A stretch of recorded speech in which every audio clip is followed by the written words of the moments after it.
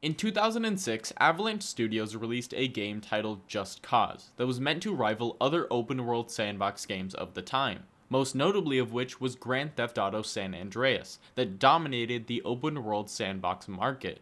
Just Cause would ultimately fail in being a suitable rival to San Andreas, however, it was able to carve out a niche of its own, because unlike with the Grand Theft Auto series, Just Cause was a brand new franchise, so it was able to take the huge risk of cranking up the absurdity to 11. Instead of simply letting you drive cars and explore the world, Just Cause promoted the ability to climb on top of a car, jump to a helicopter, hijack it, and use it to decimate yet another corrupt military stronghold. In fact, that scenario is exactly why the game is named Just Cause, both meaning a morally justified movement, a just cause, as well as a dismissal of consequence and consideration. Just cuz. The former meaning mostly has to do with this game's plot, where you're tasked with the goal of dismantling a corrupt dictatorship, while the latter has to do with the gameplay, which is supposed to make you feel like a badass action hero. However, this only happens on rare occasions. I found that most of my time with this game outside of those rare occasions was filled with mediocrity. In fact, this game is so mediocre that while I was playing it, I would often wonder how it got a sequel at all, let alone 3. My problems with Just Cause started from the very beginning, where after messing with some settings, I started a new game and watched the initial opening cutscene that introduces some characters and sets up the game's main plot. You play as Rico Rodriguez, a stereotypical badass action hero who works for an organization simply called the Agency. They've sent Rico to the island of San Esperito to do one thing: take out the ruthless dictator Salvador Mendoza. To assist him, the agency has also sent a few other operatives who have been collecting intel on the island for some time. Chief among them is Tom Sheldon, Rico's mentor and direct superior. As the island is far too dangerous to land on, Rico's first step is to skydive to the island from above. Now, the thing that's supposed to happen is that you take control of Rico, who's falling through the air, giving you this exhilarating gameplay moment to set the action movie-esque tone of the game. What happened for me though, is that I was spawned on top of some invisible surface mid-air where I could walk, shoot, or do really whatever, except for what the game wanted me to do, which was fall. At first, this wasn't really a big problem. In fact, I saw it as kind of funny, but it suddenly became a problem and a major annoyance when I quit my current game and started a new one where the exact same thing happened. It was only after a few tries when the game randomly decided to work and I could finally progress. Now, this is where I'm going to bring up the fact that this was not the final glitch that I encountered when playing the game, but it will be the final glitch that I mention. When it comes to old games, especially ones that have been ported to the PC, there's just going to be a lot of glitches. There's many reasons why this is the case, but none of those reasons affected my final decision. The main reason I will not mention glitches is because it's just uninteresting. Holy shit, old game has tons of glitches, oh my god, breaking news, tell your friends and family, it's just a waste of both of our time. So rather than talking about them, I'll be focusing on the actual gameplay because honestly, it has enough problems of its own. Following the initial jump that should have you soaring above the island of San Esperito, you're directed by Sheldon to land on the beach below. After landing, you engage in a shootout, then use a turret mounted on Sheldon's APC to protect him, while he escorts you to the nearest agency safe house. Here is when you meet Kane, the other agent the agency has sent to assist Rico in his mission. After initial introductions, Sheldon explains why exactly the agency is so concerned with Mendoza, and of course, in classic action genre fashion, it all boils down to one thing: nukes. Sheldon continues to explain that Mendoza won't be so easy to take down as he is backed by both a large military as well as a Montano cartel, both of which have a large presence on the island. To help with the former, Rico is tasked with freeing the leader of the guerrilla rebels from a prison to gain their trust. Afterwards, Sheldon and Kane instruct Rico to also befriend the Rioja cartel, rivals of the Montano cartel who are working with Mendoza, by impersonating an American man who is currently on his way to meet with them. Afterwards, you do a mission for them to fully gain their trust, and this is a good place to stop for now, because after this point, all of the content in this vast open world is now accessible. But before we get into the content itself, you may be very curious to know how big the map actually is. I mean, Just Cause is known for large maps, but this is the first in the series and it's almost 20 years old, so how big could the map really be?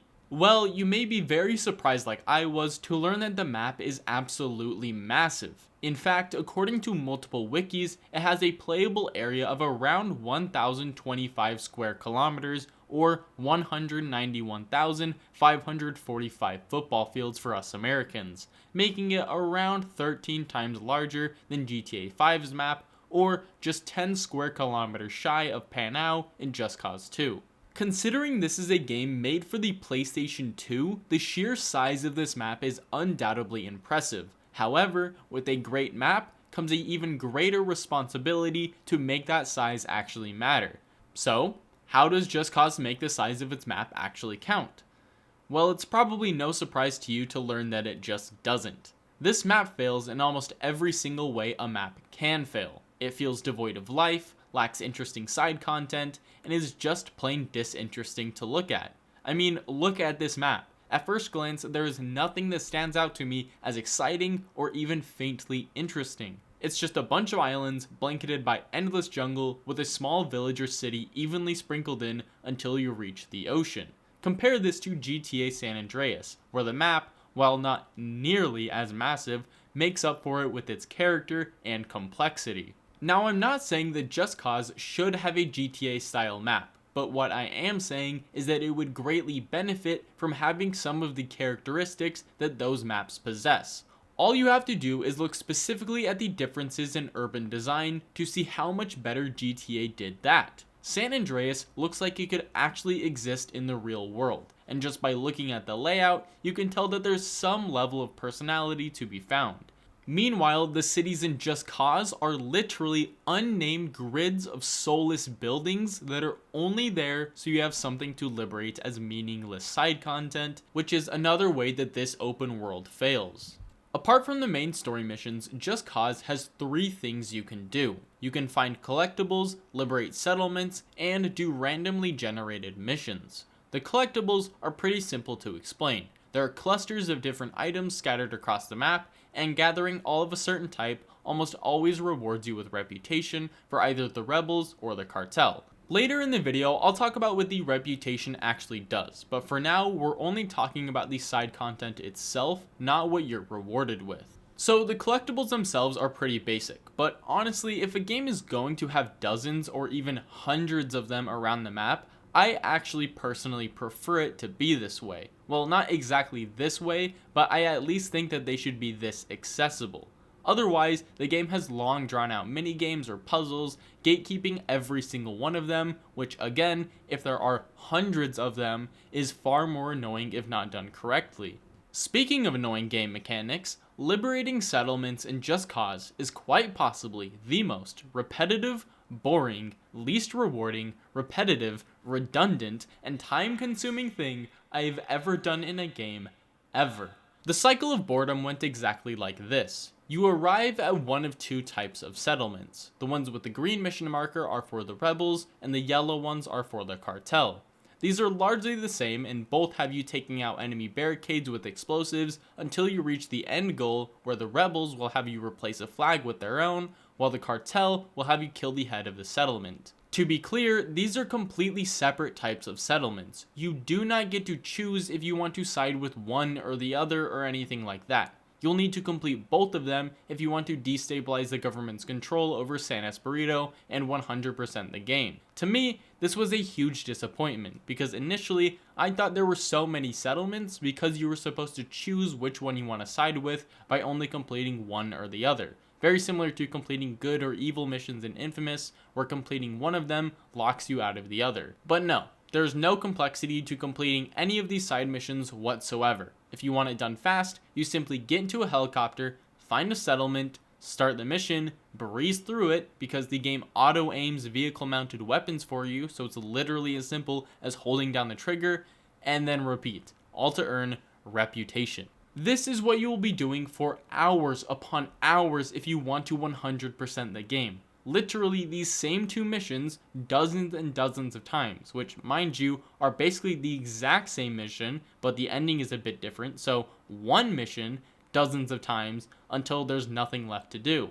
But even then, the game still doesn't let you finish, because after liberating a settlement, you unlock the ability to start these randomly generated missions that also earn you reputation with whichever faction you start them with. These missions are fairly simple and quick, and usually have you just going and killing someone or stealing a vehicle and returning it somewhere, and I don't really have a problem with that, except, like everything in this game, they could have been done a hell of a lot better if simply given a bit more complexity. Instead of making you start the mission yourself, these would have been perfect if they were to randomly occur in the open world. That way, you would have to decide if you want to stop what you're doing and complete it real fast, or continue forward knowing you're missing out on reputation. And along with that risk and reward system, it would also contribute to making the world feel a lot less empty and lifeless, which was my exact complaint before I started talking about all of this, so let's get back to it. Looking outside of urban design, there's a huge lack of anything other than just trees and water. Like I said earlier, the whole map is just jungle after jungle, which is a huge disappointment because honestly, what's the point of having a map this massive if you aren't going to explore some other environments? It totally takes away from the one thing that makes open world games feel completely unique. The fact that you can see the giant mountain or other landmark in the distance and have that initial goal of I want to go there,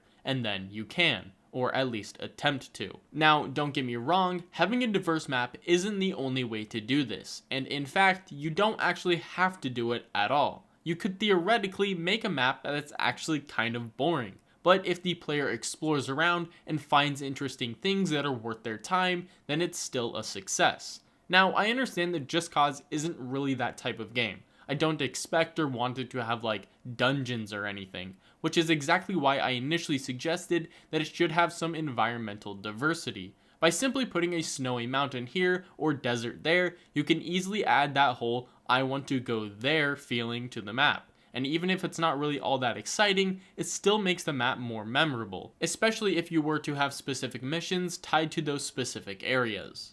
Alright, I think I've proven my point. The map is big, and while that's not inherently a bad thing, this game does nothing to make that size actually count, and in fact, it actually makes the game worse because the content is spread extremely thin. So all of that covers the open world half of this game, but we still haven't really touched on the second sandbox half that has just as many problems. For those that don't know, a sandbox game is essentially a game that gives you an area, usually a large open world, and then some toys or tools to use in that area. Outside of that, they usually have some sort of driving force or end goal that either attempts to show/teach you how to use all the tools the game has to offer, or just simply has a finish line and it's up to you to get there. As you've probably already noticed, the reason that they're called sandbox games to begin with is because much like a real-life sandbox, where all that's afforded to you is some sand and a shovel and pail, you're supposed to take it upon yourself to be creative with the given tools and find your own enjoyment. For most people, this of course means making the obligatory sandcastle, but in certain sandbox games like Minecraft, you can do things ranging from building a fully functional computer inside of the game to also building a sandcastle. Really, it all comes down to one word: freedom. This word is often applied to where you can physically go inside of the sandbox, but it can also be applied to the tools within it. Because you can have a sandbox that's absolutely massive and offers you freedom in that way, but it's useless if the tools given to the player are so basic that there's no freedom or fun to be found in using them. Not coincidentally, that is exactly how I would describe Just Cause, because for how much physical freedom is granted to you within this game's sandbox, the tools are not nearly complex enough to make that freedom meaningful. Let's take, for example, the most iconic tool that this series has to offer, the thing that you may have earlier assumed to be the reason why this game got a sequel. Of course, I'm talking about the grapple device that has seemingly been the centerpiece of every single Just Cause game. However, this game does not have that iconic wrist-mounted grappling device that made your life so convenient in the modern games. Instead, it has a much more simplified grapple gun that, while cool, is so unbelievably limited that most of the time it's nearly useless. Let me ask you a question. What is the main thing that you use the grapple for in Just Cause? The thing that makes the device so iconic and convenient in both combat as well as traversal. If you answered that it's the ability to attach to anything and pull you to that thing, or that thing to you, then you would be correct. You may also be surprised to learn that this grapple doesn't do that at all. Well, I guess that's kind of a lie. It does attach to things and pull you towards them, but those things are strictly vehicles. Additionally, it doesn't actually pull you towards them, nor does it reel you in all the way. Instead, all that grappling to a vehicle does is immediately open your parachute and send you into the air, where you are then locked at an awkward angle and distance from the vehicle. And when I say locked, I quite literally mean that the game needs you to be in that same position, so much so that if you are too far away from a vehicle, you don't get pulled into it. It doesn't reel you in. The game literally teleports you to the vehicle, so you stay locked at that same awkward position. When I first encountered this, I definitely thought that this was a bug, as almost anyone would, but its consistency quickly changed my mind, and after a while, I even started to use it to my advantage as a sort of pocket teleporter. But don't take me taking advantage of this gameplay quirk as any sort of endorsement, because honestly, I have no idea how this was even remotely acceptable. But getting back on topic, after grappling onto a vehicle, you have basically two options: either be uncontrollably dragged around or stunt jump to the vehicle. Obviously, both of these are hugely limiting when it comes to traversal, but it also reveals a much deeper problem within this game. That problem being that all the tools in this sandbox either revolve around vehicles or are the vehicles themselves. Earlier I talked about how shallow the side content was and how your reward for everything was a vague thing called reputation. Well, now it's time to talk about what that actually does. Simply put, reputation is used to raise your status with the guerrillas or the cartel, of course depending on the reputation's source, with each milestone reached, raising your individual rank with those factions. Each rank then unlocks a new safe house location where you can find select weapons and replenish health and ammo. In addition to this, every single safe house has a specific vehicle that always spawns there. This is supposed to be your true reward for all your hard work, knowing that at specific spots you can find certain vehicles. This to me is the biggest misstep that this game makes, because opposed to getting actually useful upgrades like increased health regen, increased ammo capacity, more weapon slots, desperately needed upgrades to the grapple gun, or more tools to interact with the sandbox, the player is only given external and somewhat temporary rewards, making every single piece of side content that much more useless. But even if they really want you to focus solely on the vehicles, which they obviously do because that's all there is in this game, then they could have at least expanded upon existing mechanics to make that side of the experience better as well. My initial idea would be to add every single vehicle that you can find at a safe house to the already existing vehicle drop system. This would immediately make doing side content far more beneficial than it is now, because you would actually be able to spawn the vehicles whenever and wherever. However, it wouldn't fix the problem that's at this game's core. To do that, there would need to be other complex systems added to make interacting with these vehicles actually interesting. This could be done by giving the vehicles themselves more depth, or by adding other tools that could be used to interact with the vehicles, therefore justifying their current simplicity. As for giving the vehicles more depth, this could have semi-easily been done by once again expanding upon what is already in the game. Earlier, I said that there were 3 things you could do as side content, but that was technically a lie because in reality there are actually 4. I purposefully left out the races that are scattered across the map because the video flows a bit better if it's only mentioned here, and unlike the rest of the side content, you are given literally no reward for completing them. At this point, some of you probably already know what I'm about to say, so I'm just gonna say it. Why the hell weren't these races used as a way to upgrade vehicles? You have a piece of the game that revolves around vehicles and grants no reward, as well as a huge problem with those very same vehicles in desperate need of some complexity. Now, I'm not suggesting some sort of vehicle customization. Again, it doesn't need to be GTA. But each race already has a specific vehicle it provides for you to complete it, so it's easy to suggest that after completing the race with that vehicle, the there could have been some creative upgrade given to it. Like, it would have been so cool if you finished a race and then the vehicle presented for that race now had a parachute attached to it, or the ability to drop mines or something. This addition to the races, paired with an upgraded vehicle drop system, would have actually made this game's extreme focus on vehicles at least somewhat justified. But without that depth, Just Cause's sandbox is less like a sandbox and more akin to a concrete slab, totally rigid, homogeneous, and devoid of imagination. And that covers pretty much everything pertaining to the open world, which means all that's left to talk about is the rest of the story, then a quick discussion about mission design. But before we get to that, a quick recap of the story that we've already covered.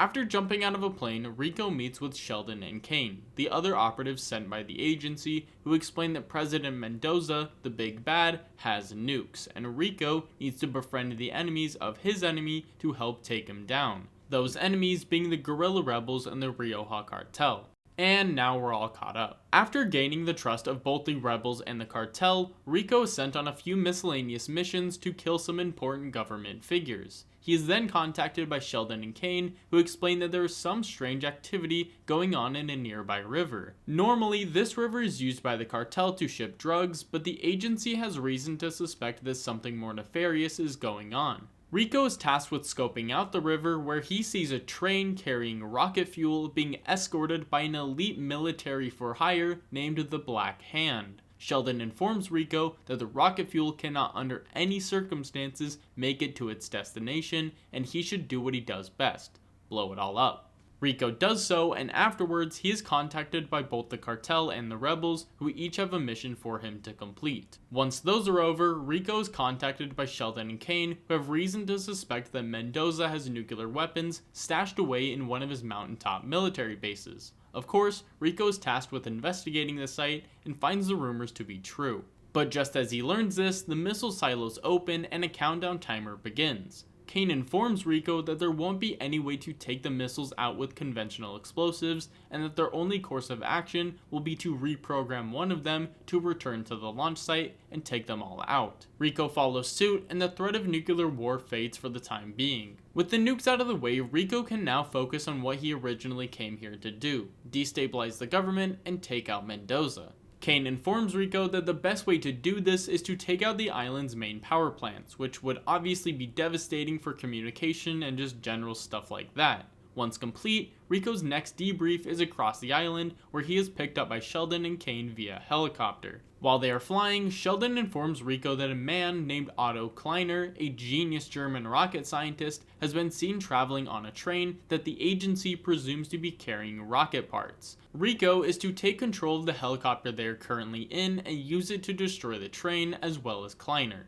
Sheldon and Kane jump out of the helicopter, and Rico takes control, using it to take out the train and Kleiner, once again stopping the threat of nuclear war. Afterwards, Rico continues to focus on Mendoza, with Kane informing him that his two sons need to be taken out ASAP. After doing so, Kane and Sheldon let Rico know that they are in the endgame of this whole operation. In fact, the chaos caused by both the rebels and the cartel has gotten so bad that the government is planning to rob their own bank before everyone else can get to it. Rico is to stop this robbery and then destroy all of the cash he recovers. After completing this, Mendoza has nowhere left to go, and as a last-ditch effort to cause some chaos of his own, he retreats to his own personal destroyer that Rico is told has its own set of nuclear missiles. Of course, he is once again tasked with decommissioning the nukes and Mendoza alongside them, but this doesn't go as planned, and while Rico's busy with the nukes, Mendoza escapes again. This time to a private presidential island that Rico fights his way onto, eventually making it to Mendoza's mansion, where he again retreats and starts a countdown timer to launch another set of nukes that he has stashed on the island.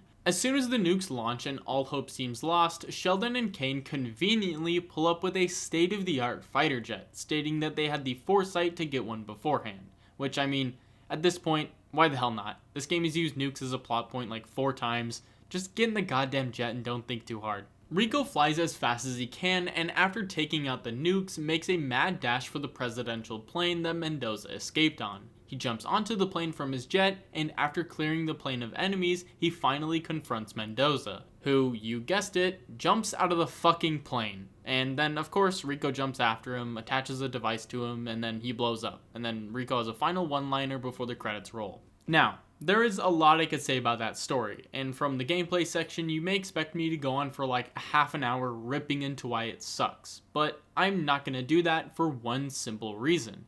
It does exactly what it sets out to accomplish. It's not trying to make you care about the characters, and it doesn't have to have meaningful dialogue because the whole thing is satirical. And don't get me wrong, being a satire doesn't mean that it's just a cure-all for all of your problems. You can't just say your story's a satire, therefore it has no problems, and because any flaw is just a joke in of itself. I'm also not saying that this game wouldn't benefit from having better dialogue and actual characters that go through arcs and then a story with an actual point to it.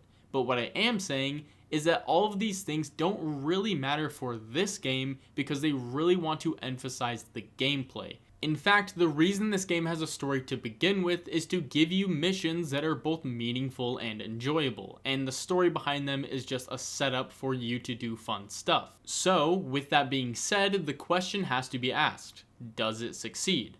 And I would say, sort of. There were a few missions that I found to be both memorable and enjoyable. To note some of them, there was the one where you travel down the river in a boat, destroying the rocket fuel, another where you're in a helicopter, destroying the rocket parts from a train, and lastly, the last mission where you chase down the nukes in a fighter jet. Although I did make fun of that, it was actually pretty fun. All three of these missions are, at least to me, the epitome of what Just Cause missions should be. Just blowing shit up in the coolest ways possible. However, on the opposite side of the spectrum, we have the missions that are just plain bad, and the ones that stand out to me in this game are the ones where you destroy Mendoza's destroyer, and the one right after where you invade his private island. Now, these missions aren't necessarily bad because of what you do in them. Instead, it's because of the horrific enemy AI, which most missions already use too much, but these ones throw everything at you to make them artificially difficult, because they're at the end of the game. Let's take the mission where you invade Mendoza's island as an example. This mission has you jump from a helicopter to a boat, then take that boat to shore. Simple, right? No.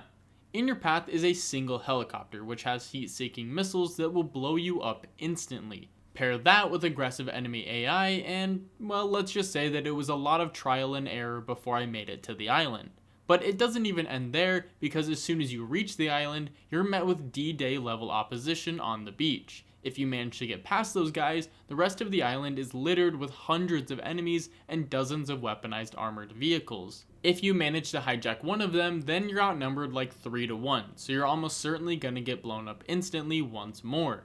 This leaves only one semi-viable solution: hijacking a helicopter.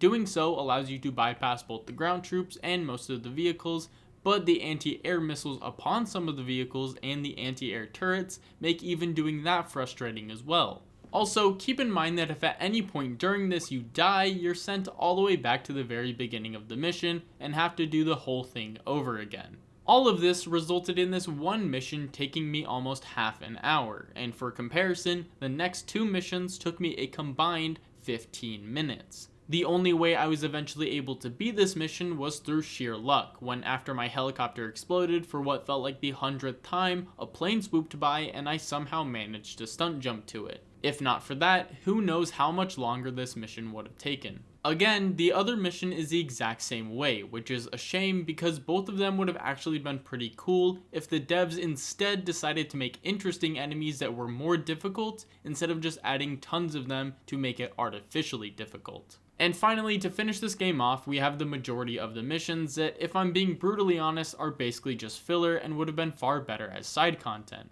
The specific missions I'm thinking about are the ones that are mostly related to the rebels and the cartel. These to me have zero reason to be main content. Don't get me wrong, they should feed into the main content, but them being mandatory to progress the plot is absurd, given that they themselves don't really progress anything. Other games might have missions similar to these where they're just filler, but usually they do something important for the characters or general gameplay. However, these are truly filler missions that only dilute the rest of the experience. By relegating these missions to simple side content, it would have done two major things: given the open world some content with mission structure, which it desperately needs, and it would have made the main campaign a lot shorter, which overall would have actually been a good thing, because this game is already far too long. kind of like this video.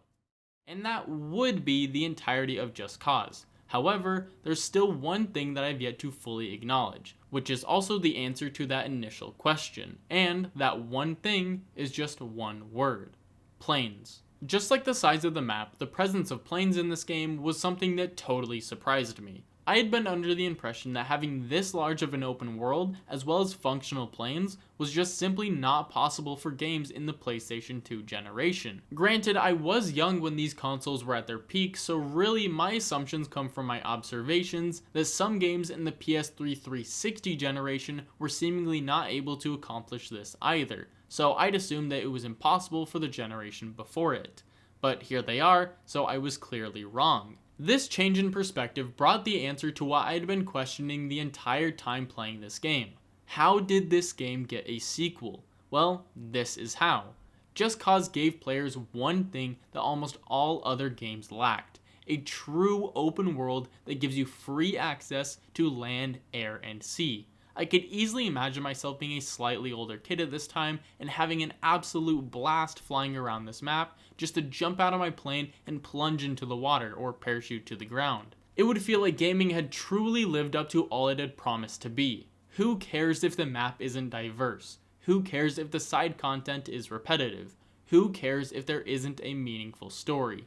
All you would want to do is fly around the map for hours on end without getting bored one bit. And that is why this game got a sequel, because for how mediocre everything else in this game is, this single aspect opened the player's eyes to what open world sandbox games could become. All that was left was to keep that level of freedom while improving upon literally everything else, and the next game would prove to be a massive success.